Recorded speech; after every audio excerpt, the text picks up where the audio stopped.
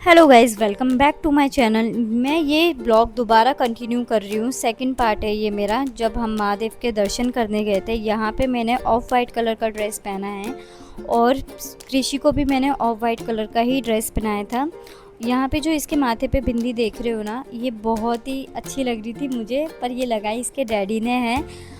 और हमने अपनी पर्सनल कार लेके नहीं गए थे, हमने ई रिक्शे का मतलब इस्तेमाल किया था। आप ई रिक्शे से जाओ, आपको कोई प्रॉब्लम नहीं है, क्योंकि वहाँ पे बहुत ज़्यादा क्राउड रहता है, इस वजह से ई रिक्शा ही मुझे बेस्ट लगा। अच्छा, यहाँ पे गाइस मैं आपको एक बात बताना चाहती हूँ। हमारे जो दर्शन हुए थे ना, इतने अच्छे दर्शन हुए थे।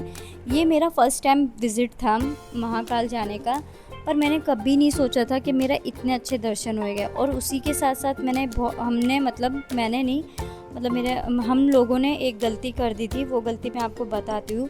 यहाँ पे हम एंट्री गेट में गए थे ना, वहाँ पे हमने पूछा कि हमें प्राइवेट दर्शन करने हैं, तो हमें ना वो वाली टिकट लेनी थी 250 वाली। लेकिन वहाँ से एक जेंट्स निकल के आए थे, एक अंकल आए थे, वो कह रहे चलो मैं आपको दर्शन करवाता हूँ। फिर वो अंकल हमें लेके गए, जो ये आप गाड़ी देख रहे हो ना, इस गाड़ी में बिठा के लेके गए हमें।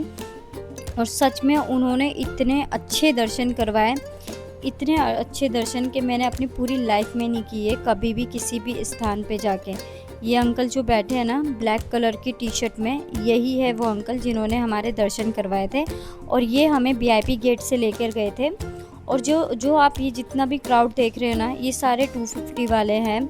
और मतलब मुझे ऐसा लगा था कि वीआईपी दर्शन शायद यही वाले होते, मुझे नहीं पता था कि एक वो वाले भी दर्शन है जो हमें इन्होंने करवाए थे। इन्होंने मुझे बहुत अच्छे, मुझे नहीं मतलब हमें बहुत अच्छे दर्शन करवाए। और इन्होंने एक पैसा नहीं लिया हमसे। हमने इनसे पूछा कि आप अपना चार्जेस बता दीजिए प्लीज़, कितना हुआ कितना हुआ। उन्होंने हमसे एक पैसा नहीं लिया। इवन हमने इनको घर पे आके भी इन्हें कॉल किया था कि कितना चार्जेस हुआ प्लीज़ आप बता दीजिए। उन्होंने नहीं लिया, एक पैसा नहीं लिया हमसे। और हमारे दर्शन बिल्कुल बाबा के जो महाकाल है ना, उनके एकदम सामने बिठा दिया हमें। हम 10 मिनट तक वहाँ पे बैठ के हमने प्रे करी। और मैंने अपनी बेटी का भी मत्था टिकवाया वहाँ पे। और बहुत अच्छे दर्शन हुए। पर यहाँ पे हमसे ये गलती हो गई गाइस, हमसे मतलब मेरे हस्बैंड को ना आरती अटेंड करनी थी। तो उनके कोई कज़न ब्रदर आए हुए थे, उन्होंने भी बोला चलो हम चलते हैं, मैं भी अच्छे से दर्शन करवा दूँगा। तो उनका मन था, तो मैंने बोला चलो ठीक है। यहाँ पे हम उनके भाई को ही ढूंढ रहे थे। उन्होंने बोला था मैं गेट नंबर 1 पे हूँ, लेकिन हमें समझ नहीं आ रहा था गेट नंबर 1 किधर है। तो फिर कैसे कैसे करके हम गए, वो भैया मिल गए थे हमें। फिर हमने दोबारा लाइन में लगे। पहले हमने वीआईपी में दर्शन किए, उसके बाद हमने दोबारा लाइन में लग के जो 250 वाली जो चार्जेस रहते हैं ना, उसको वो टिकट लेके और हमने फिर से दर्शन करने के लिए चल दिए। पर इतनी इतनी गर्मी थी, प्लस कृषि भी परेशान हो रही थी और वहाँ पे क्राउड बहुत ज़्यादा था। तो यहाँ पे मैं निशान से यही बोल रही थी कि तुम्हें ज़रूरत नहीं थी, जब तुम्हारा दर्शन हो गया है। पर उन्होंने बोला नहीं यार, मेरा मन था आरती देखने का।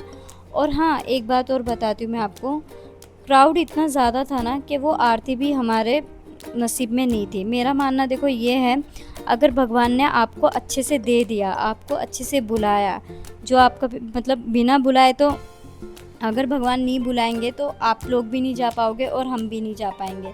ठीक है, मैंने कभी नहीं सोचा था बाबा इतने अच्छे से बुला लेंगे हमें और इतने अच्छे से वो दर्शन दे देंगे, वो भी फ़र्स्ट टाइम में इतने अच्छे से दर्शन। तो दोबारा मुझे, चलो ठीक है, सबका अपना रहता है, मेरे हस्बैंड का मन था इसलिए मैं चली गई। लेकिन जो गलती मैंने की है वो गलती प्लीज़ आप लोग मत करना। अगर आप छोटे बच्चे के साथ हो, अगर आपका दर्शन अच्छे से हो रहे हैं भगवान के ऊपर वाले की मर्ज़ी से, तो दोबारा ये गलती मत करना कि हम दोबारा जाते हैं, लाइन में लगते हैं। ये कोई सेंस नहीं बनता है, मेरे अकॉर्डिंग मुझे ऐसा लगता है। ठीक है, पर फिर भी चलो, जो होता है अच्छे के लिए होता है। यहाँ पे कृषि इतना परेशान हो गई थी ना, बहुत ज़्यादा परेशान हो गई थी। और उसको देख देख के मैं भी परेशान हो गई थी, क्योंकि देखो अगर मेरे बच्चे को तकलीफ़ होएगी तो उससे कई ज़्यादा तकलीफ़ मुझे होएगी।